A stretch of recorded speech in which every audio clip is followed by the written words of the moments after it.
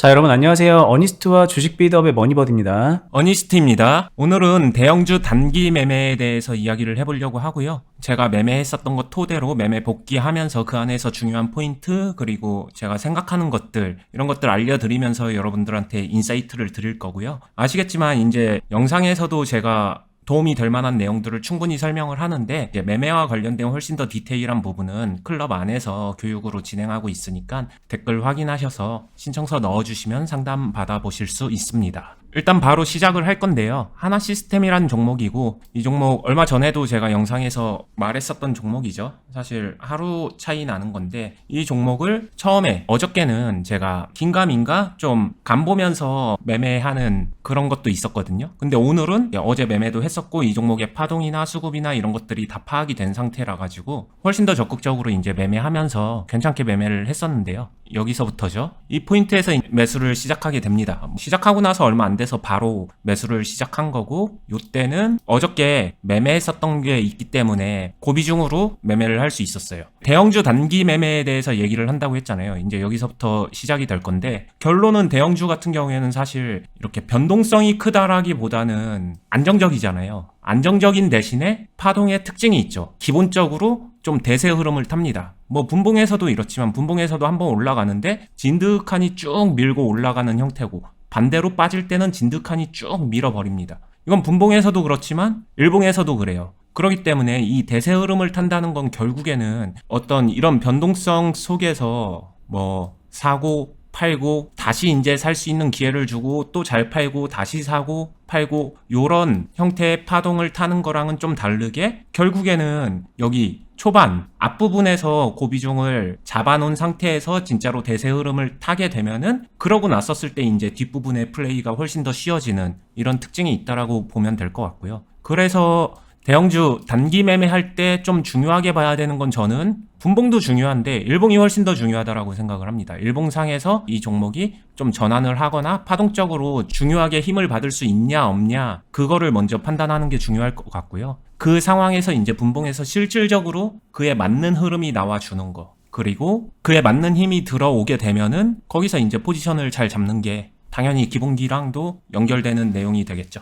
그래서 이제 비중을 잡아놨으면은 그 다음부터 이제 매매를 할 때 다른 그냥 개별주나 아니면은 다른 종목들하고는 다르게, 이런 종목들 같은 경우에는 사실 파동 자체가 다소 느리기 때문에 좀 지루할 수 있습니다. 그래서 호불호는 갈리죠. 그리고 이 종목을 매매한다라고 하게 되면 이 종목 안에서 굉장히 관찰이나 집중을 많이 해야 되기 때문에 다른 매매를 상대적으로 신경을 많이 못 쓰는 그런 단점도 있는데, 그에 비해서 압도적인 장점 두 가지가 있다라고 생각을 합니다. 첫 번째는 단순히 고비중이 아니라 고액으로도 가능하다. 호가 하나하나의 물량 자체가 크기 때문에 큰 금액으로 다루는데도 전혀 지장 없다라는 장점이 있고요. 같은 맥락에서 그렇기 때문에 고비중도 다루기가 좀 더 편하겠죠. 그리고 두 번째 장점은 파동 자체가 상대적으로 안정적이죠. 이제 단점하고 맞닿아 있는 내용인데, 파동이 안정적이니까 지루할 수 있어요. 지루할 수 있는데 반대로 안정적인 장점이 있어서 이 안에서 이제 포지션 잡고 매매를 하다 보면은 단기 매매에서 좀 괜찮게 해볼 수 있는 요 포인트들 기억하면서 한번 매매를 해보면 좋을 것 같습니다. 이제 제가 매매했던 거에서 중요하게 생각했던 거는 장 초반에 이제 포지션 잡는 거를 중요하게 생각했고, 여기서 아까도 말했지만 비중이 커져야 되고, 그 다음에 뭐 이런 것들은 수익 실현 기본적으로 습관적으로 항상 해주는 건데, 중간중간에 제가 계속 했었던 행동이 기회가 될 때마다 비중을 채워주려고 했었죠. 이제 어저께 매매했었을 때 다소 아쉬웠던 부분을 최대한 보완하면서, 그리고 파동 스타일도 알았기 때문에 호가 보면서 이제 비중 채울 수 있을 때 확실하게 채워두고, 그러면서 나머지 흘러가는 시간에는 그냥 조금씩 매도하면서 지켜보다가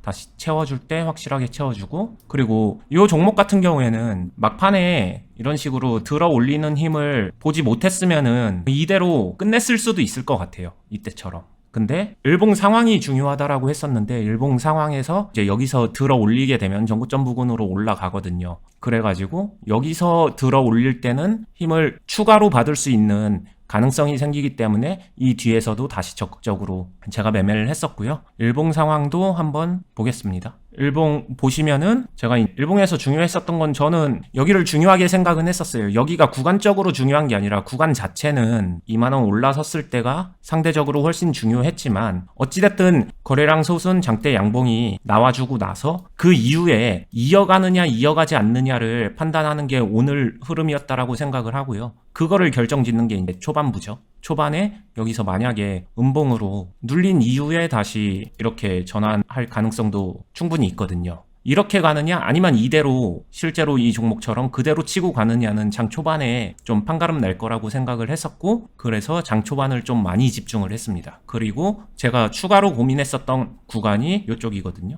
여기도 마찬가지로 이런 대형주 같은 경우에는 뭐 1,000원 단위마다 항상 매물도 많고 여러 가지 생각해야 될 게 많은데, 요 시점에 오후 들어서 들어 올려주면서 호가 물량도 굉장히 많았는데 그걸 다 먹어주면서 올라갔기 때문에 끝까지 말아 올려주고, 그 다음에 종가 자체가 괜찮게 끝났죠. 흔히 말하는 많은 사람들이 좋아하는 전고점에 딱 붙어주는 요 흐름으로 끝나주면서 종가까지 기대되는, 사실상 종가 마감 기준으로는 고점 달성을 한 거에 가깝고요. 그래서 이제 주말이 끼기는 했지만 그래도 이 이후의 흐름까지 지켜볼 만하다고 생각을 하고요. 여기서 이제 제가 좀 조심스러운 거는 제가 이렇게 얘기했다고 이거 보고서 좋은 종목 아니야 하고서 매수하기에는 매수를 추천하거나 그런 거 전혀 아닙니다. 저 같은 경우에는 매매를 하고 있지만 아까 매매에서도 보여드린 것처럼 저는 평단이 이미 낮아요. 이미 낮은 상태에서 위에 고점에서의 상황을 지켜볼 만한 상황이기 때문에 지금 이거를 매매를 하고 있는 거지, 대형주 신고가 부근에서 거기서 매매를 시작한다? 저는 그거는 진짜 뭐 아니면 도 같은 형태가 될 수 있다라고 생각을 하기 때문에 홀짝으로 가지는 않았으면 좋겠습니다. 예전에 이제 어니스트님이 기회를 선택한다라는 얘기를 하셨잖아요. 아무것도 안 하면서 낮은 평단으로 향후에 있을 더 높은 가격대에서의 매도 기회, 뭐 그런 것들을 노려보는 그런 매매도 욕심이 날 것 같거든요.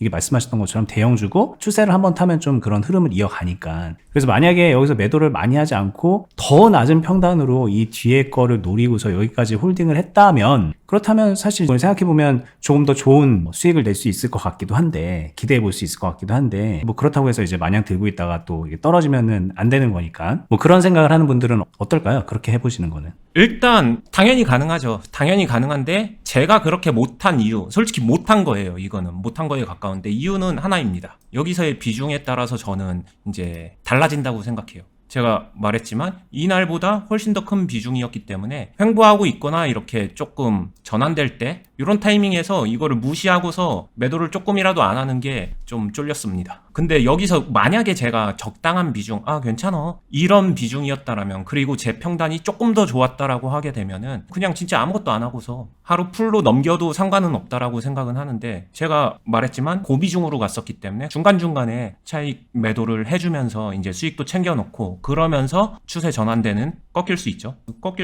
여기서 아니면 꺾일 수 있죠. 이런 부분에 대해서 좀 무방비로 맞지 않고 대비를 한 거다. 그리고 매도할 거 생각해서 최초에 좀 매수를 더 많이 했다. 이 정도로 생각하면 될 것 같아요. 그럼 이게 애초에 그러면은 좀 단기적인 트레이딩을 생각했기 때문에 이런 결로 했다는 얘기로 들리거든요. 왜냐면 이제 여기서 고비중이라고 하셨지만 따지고 보면 여기서는 상대적으로 비중이 작았을 텐데 여기서도 오래 끌고 가진 않으셨잖아요. 그러니까 결국은 뭐 어제나 오늘이나 다 좀 단기적으로 트레이딩을 하려고 하다 보니 이런 결과가 나온 걸까요? 제가 이거를 꼭 구분한 건 아닌데 요 날은 매매 자체는 비슷해진 거는 맞습니다. 근데 요 때는 제가 이 종목을 직접적으로 매매하는 게 처음이라는 게 최근 들어 처음이니까 간을 보려고, 항상 제가 매매할 때 본격적으로 본 게임 들어가기 전에 간을 좀 본다라고 했었잖아요. 그러면서 파동이 맞나 아닌가 이런 것도 테스트하고, 그러기 때문에 좀 간을 보는 과정에서 어쩔 수 없이 어느 정도 정해진 매매였다라고 생각을 하고요. 요 때는 여기서 이어갖고 온 물량이 아니라 여기서 시작한 물량이었기 때문에, 그리고